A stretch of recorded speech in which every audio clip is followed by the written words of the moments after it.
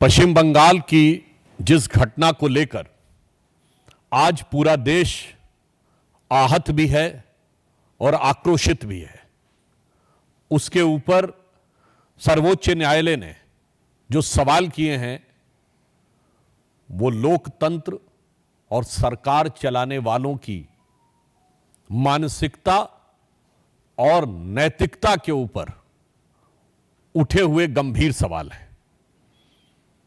हम सब ये जानते हैं कि इस घटना को किस प्रकार से 5 प्रकारों से नष्ट करने का या पार्श्व में डालने का प्रयास किया गया। पहला विषय घटना, फिर घटना का संवेदनहीन बचाव, उसके बाद जिस निर्ममता के साथ सबूतों का नष्ट होना, उसके बाद उपद्रवियों के द्वारा वहां आतंक और उसके बाद बयान की धमकी। और आज एक बात और स्पष्ट हो गई कि तृणमूल कांग्रेस की सरकार तो पूरी निर्लज्जता के साथ अपराधियों को संरक्षण और पोषण देने में तो लगी हुई है, परंतु इंडी गठबंधन का किरदार भी साफ हो गया। मैं देश की जनता के सामने यह बात रखना चाहता हूं कि आज तृणमूल कांग्रेस सरकार का वकील कौन है? श्री कपिल सिब्बल वकील हैं पश्चिम बंगाल सरकार के, सांसद हैं उत्तर प्रदेश की समाजवादी पार्टी के समर्थन से और पूर्व मंत्री हैं कांग्रेस सरकार के। अब कोई किसी प्रकार का किंतु परंतु नहीं है कि ये सब एक दूसरे के अपराधों के संरक्षण के लिए खड़े हैं। और ये वही लोग हैं जो हर अलगाववादी के पक्ष में कोर्ट में खड़े होते थे, आतंकवादी तक के पक्ष में कोर्ट में खड़े होते थे, आज एक बार फिर दुर्दांत अपराधी के पक्ष में कोर्ट में खड़े हैं। तो मुझे नहीं लगता है कि अब इस पे बचाव की कोई गुंजाइश ममता बनर्जी जी के पास तो है ही नहीं, ना अखिलेश यादव जी से भी मैं सवाल पूछता हूं और राहुल गांधी जी और सोनिया गांधी जी से भी। क्यों? आप ही के वो वकील हैं ना, तो आज जाके उसका बचाव कर रहे हैं। इससे बहुत साफ है कि इनके मन में किस प्रकार की संवेदनहीनता है। दूसरा पक्ष, सबूतों को नष्ट करने के बहुत गंभीर विषय आए। न्यायालय ने इस विषय के ऊपर बहुत सारे सवाल खड़े किए हैं, परंतु 2 विषय आज न्यायालय ने जिस प्रकार केंद्रीय सुरक्षा बलों को उस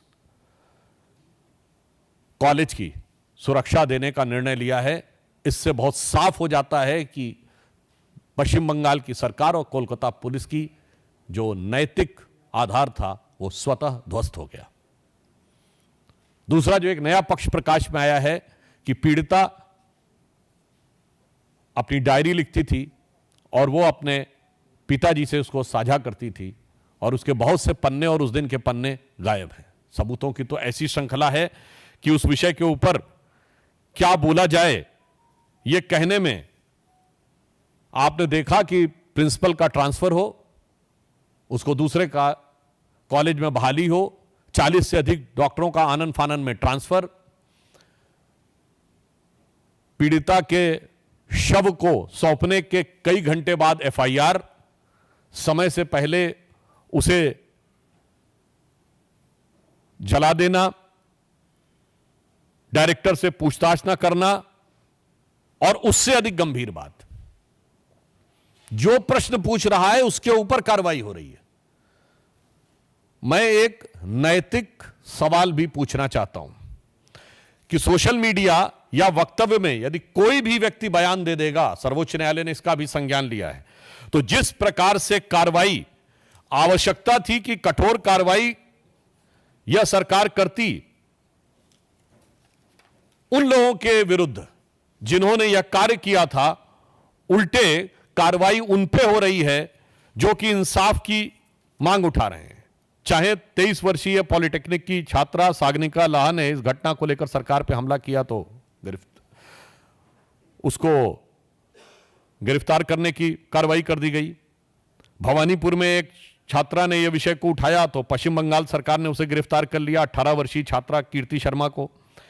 पीड़िता के माता पिता ने भी बयान दिया, और तो और तृणमूल कांग्रेस के शांतनु सेन ने कॉलेज के खिलाफ बोला तो ऐसी जानकारी आई कि उन्हें प्रवक्ता पद से हटा दिया गया।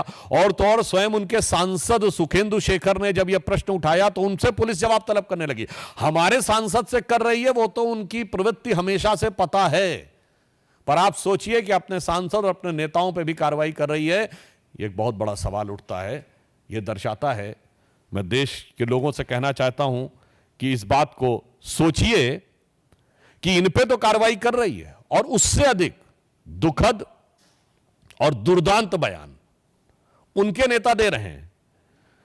यदि उनके मंत्री उदयन गुहा ये बोलते हैं कि ममता जी की तरफ जो उंगली उठेगी तो वो उंगली तोड़ दी जाएगी, तो कोई ऐसा बयान देता है कि जो पीड़ित और आहत डॉक्टर हैं वो अपने गर्लफ्रेंड और बॉयफ्रेंड के साथ घूमने के लिए वहां बैठे हैं, तो उनके एक सांसद अरूप चक्रवर्ती इस ढंग का बयान देते हैं कि परिणाम भुगतना पड़ेगा।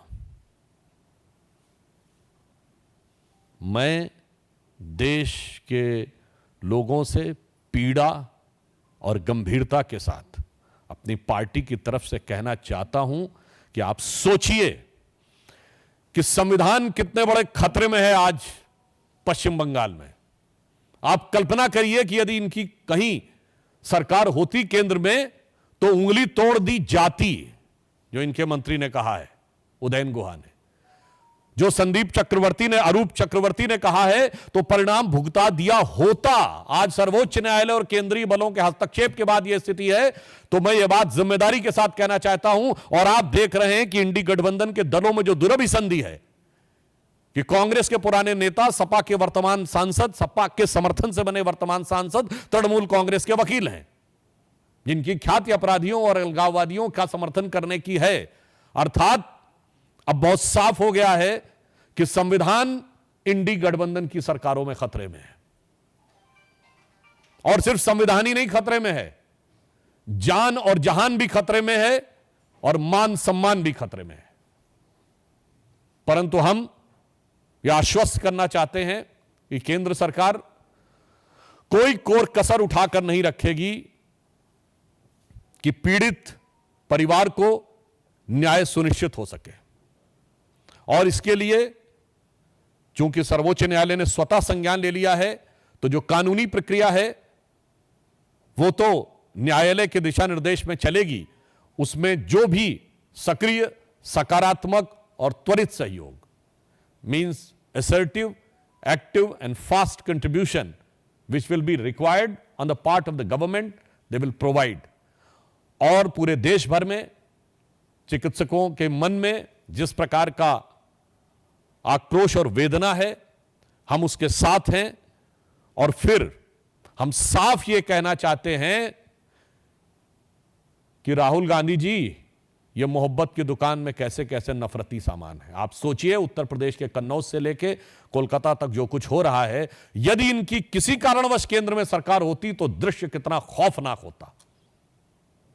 तो मैं उन लोगों से के प्रति संवेदना व्यक्त करते हुए पीड़ित परिवारों की तरफ से कहना चाहूंगा, ममता बनर्जी जी की सरकार को, जिसने निर्ममता की समस्त सीमाएं पार कर दी हैं, कि फिर उन निराश नयनों को जिनके आंसू सूखे हैं, देखो उन निराश नयनों को जिनके आंसू सूखे हैं, जो न्याय हेतु अभी तक पथ देखते हुए रूखे हैं। देखिए, मैंने बात कही कि चूंकि न्यायालय ने इस विषय का संज्ञान ले लिया है, तो न्यायालय की प्रक्रिया के अनुरूप हम बात करेंगे। और यह बात भी हमने कही है कि सरकार इस विषय के ऊपर पूरी संवेदनशीलता और सतर्कता के साथ नजर रखे हुए है, और न्याय बंगाल की जनता को और पीड़ितों को सुनिश्चित कराने के लिए जो भी उचित अवसर होगा, उचित कार्य होगा, कदम होगा, वो उठाएंगे। केंद्र सरकार ने केंद्रीय जो अस्पताल हैं उनमें सुरक्षा बलों की 25% तैनाती बढ़ा दी है। और आपने देखा कि इस विषय पे भी अब चूंकि न्यायालय ने ही निर्णय दे दिया है कि central paramilitary forces RG hospital में रहेंगे। और यहां पर महोदय, मैं एक और बात कहना चाहूंगा, सुरक्षा सिर्फ सुरक्षा बलों की उपस्थिति से नहीं, अपराधियों के हौसले पर भी निर्भर करती है। सरकार का इकबाल वो होना चाहिए कि हौसले पस्त दिखाई पड़े, ना कि हौसले बुलंद दिखाई पड़े। हमें तो यह लगता है कि जहां जहां इन दलों की सरकारें रहती हैं, अपराधियों के हौसले बुलंद दिखाई पड़ते हैं और थोड़ी सी उनकी ताकत बढ़ जाती है तो अपराधियों की हिम्मत और हिमाकत दोनों बढ़ जाती है। मुझे लगता है कि सर्वोच्च न्यायालय के आज के टिप्पणी और सवाल के बाद भी यदि कोई व्यक्ति यह कहे कि इसमें कोई दूसरी बात है या बचाव करने का प्रयास करे, तो मुझे लगता है कि यह संवेदनहीनता और सत्ता लोलुपता में मानवीय मूल्यों को कुचलने की पराकाष्ठा है।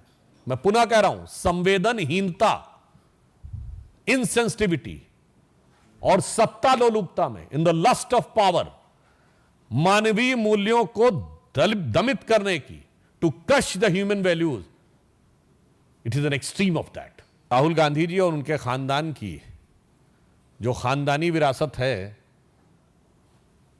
आरक्षण और SC ST OBC को लेके, वो किसी से छुपी हुई नहीं है और उनकी अज्ञानता भी किसी से छुपी हुई नहीं है।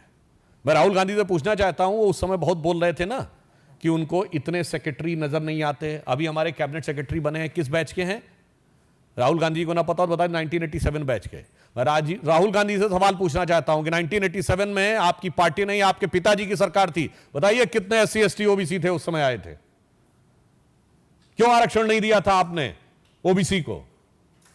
कम से कम अपने पिताजी का तो जवाब दीजिए, उसके बाद हमसे सवाल कीजिए। Thank you sir.